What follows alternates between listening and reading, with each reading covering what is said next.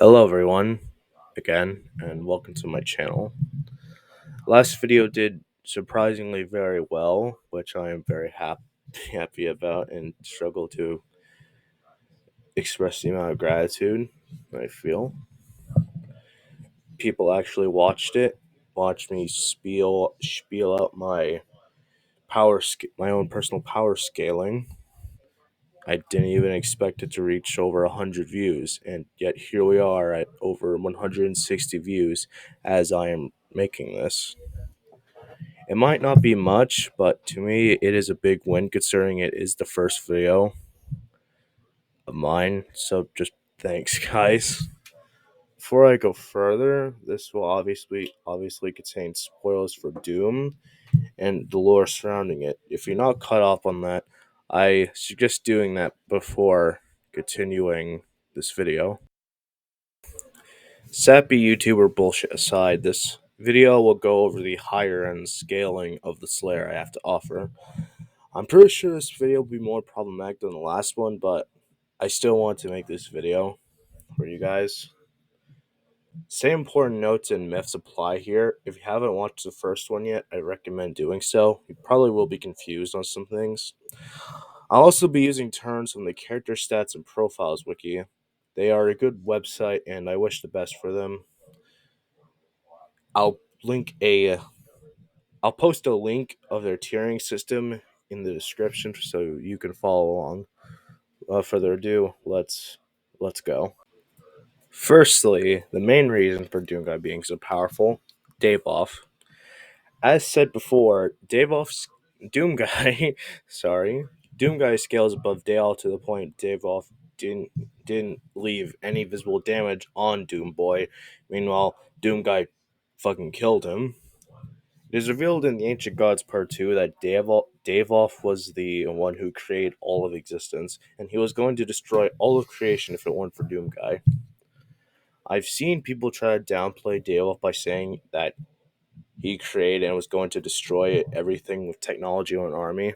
The evidence for that is just because he has them, which is absolutely moronic and is directly contradicted in the lore since we have seen him create all of existence before Amora was around for him to form an army or have any tech. Along with Davoth, along with Davoth himself being constantly treated as a threat to all of existence.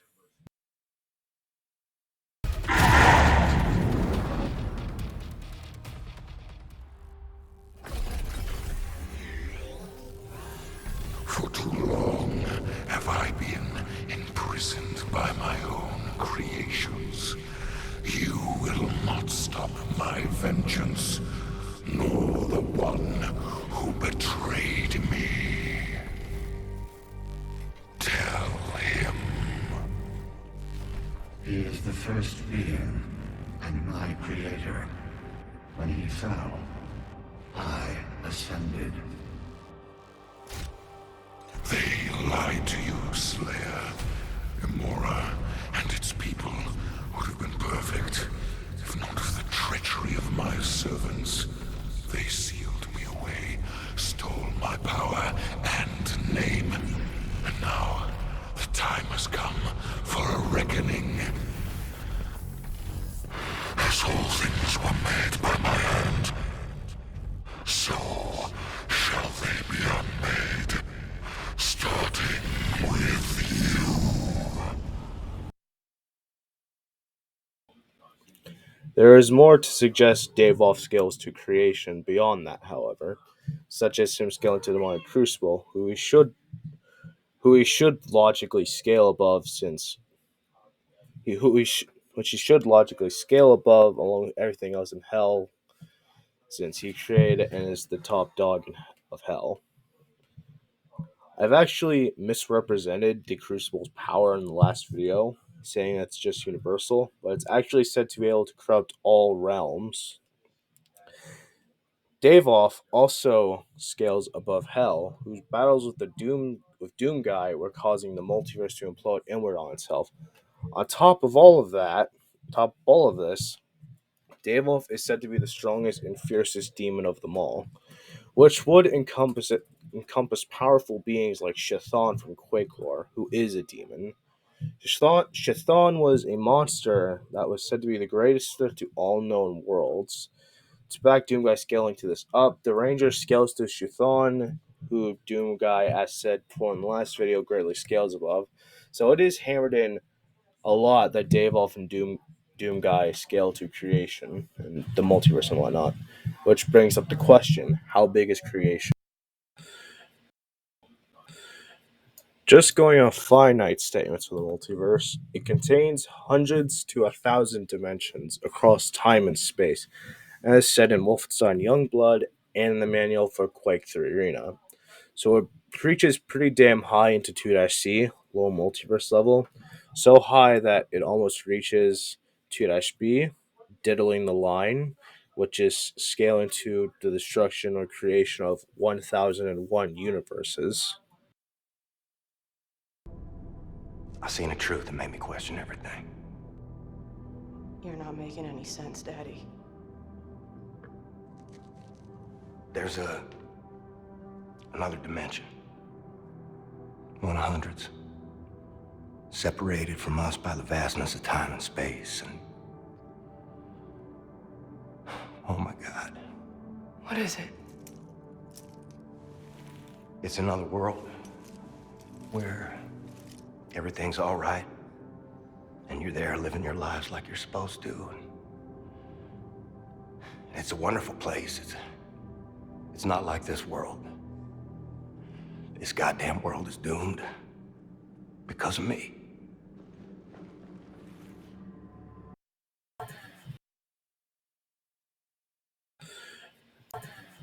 However, the most consistent line of evidence for the multiverse, how big it is infinite. With the amount of dimensions being inside of it being described as countless, untold, or containing a myriad of dimensions, all of which are other ways to say infinite. Along with that, the multiverse contains an infinite amount of timelines, as for each possibility there is a timeline, of which there is an infinite amount of possibilities, which will lead to infinite timelines, obviously. Each timeline also expands like a fractal pattern, which are patterns that are endlessly growing, essentially. They just never stop. So the multiverse contains an infinite amount of infinite growing timelines, which is cool, but that doesn't really add much to the 2-A scaling here.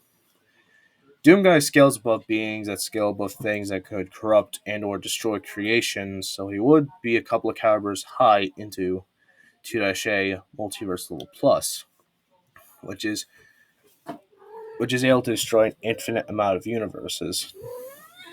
Impressive, but not as impressive as Dragon Ball Heroes, which can be scaled to 30 to apparently trillions of times high into 2-A according to people on Discord, which is painfully absurd.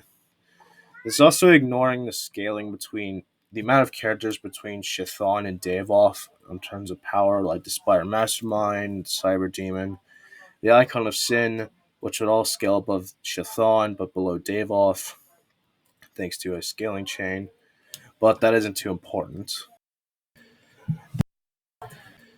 There is also a good amount of evidence for Doom being 5D, all of which scaling to Hell. For starters, and pretty much the go-to scan, Hell is unlimited by the boundaries of time, space, and dimensions, and creates pathways of darkness that transcend time and space. This is backed up with evidence on Hell being a higher dimensional, with resources from Hell being described as extra dimensional, Hell itself in Doom 3 being described as a new dimensional plane, it being said to be a superior realm to Urdak, which is a higher dimension to the mortal universe, making it a 4D structure. Hell also exists beyond the multiverse entirely. We know this through the Makers, beings that see every single timeline with omniscient clarity and hold dominion over all dimensions. The Makers were unaware of Hell's existence until the Slayer came to Argentinor. This is backed. Hell being beyond the multiverse is backed up with its bows of Doomguy, fucking up the multiverse as a side effect of their battle. So with it's certainly beyond it.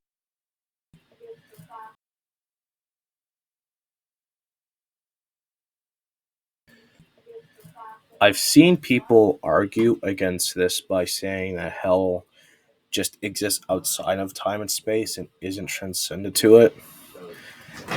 To be honest, every single time I hear someone say that, it makes me question if they read the actual scan, because it blatantly says that it makes things beyond time and space. It has the power to do that. To further back this up, in one of the Doom 3 books, hell is said to contain evils that transcend time and space. So, beings from hell are described as creatures transcendent to time and space. At least the higher up ones. Obviously, not every single demon in hell, every single demon we see in the games, isn't 5D. I'm not saying that. That would be painfully absurd. This can be used for evidence since Doom 3 is in fact canon to the main series, according to Hugo Martin, stated several times on his streams, albeit it takes place in its own timeline. The demons from that game are the same demons in the normal games. This is even reflected with the demons like the Hell Knight. Doom 3, taking place in its own timeline, doesn't disprove anything since demons come from hell, which exists independent from the timelines and transcends time and space. Or at least exists outside of it. You still want to argue that for some reason. It is really strange to say that hell itself isn't transcendent time and space, but it is able to create things that are, and beings from it are described as being transcendent to it. It just doesn't add up. I would also like to explain how exactly transcending time and space is 5D. Now, normally, being said to be beyond or transcendent to space isn't automatically 5D. It all depends on how impressive or and big this space is. Like, if this space is just 3D, then transcending it would be 4D, and so on and so forth. In the case with Doom, space time encompasses an infinite amount of timelines, making it an infinite 4D structure, given it contains an infinite amount of 4D structures, aka timelines. Since hell transcends this structure, it is 5D. There are more ways to argue this to be 5D, but this is just the simplest one. The only big myth here, besides Space-Time 1, is one revolving around Erdak's place in relation to Hell. I've seen people argue that Erdak is a higher reality to Hell, the source being this one statement saying that Erdak is an anchor state that inverts its position in relation to Hell, making it to where one is a lower and the other is a higher reality. Not only is there more evidence on Hell being above Erdak, mainly it being directly said to be a superior realm and it existing outside of the multiverse, while Erdak is still bound by it, but it doesn't explicitly say that Erdak is the higher reality in a scan. So this very well could be more evidence pointing towards Hell being above Erdak. Shit. The Father himself thought Hell could one day shatter Erdak, so if Hell was a lower dimension Urdak, then this would make no sense, considering the difference between two spatial dimensions is essentially beyond infinite. If you want a more in-depth explanation on why that is, I recommend checking out Surfbone's video on dimensional tiering. I've also seen some people try to squeeze through all this evidence for high dimensional doom by essentially saying le metaphor or le flowery writing or whatever, and just not explaining why. These aren't arguments, and at best they are lazy arguments that don't explain anything. Ignore these people. They aren't worth your time. Thank you all for listening to me spurg out like the oddest I am, just like the last video. I felt like making this quicker. I felt like making this quickly for you guys since the last video. While I got little reception, but that reception is just really positive, and I'm very thankful for that. It also helps that there's just simply less stuff to go over. So, yeah. This video might not be 10 minutes long. I don't know. I hope you all enjoyed the video. Now, if you excuse me, I'm going to sink my teeth into my daddy's Nutter Butter. Please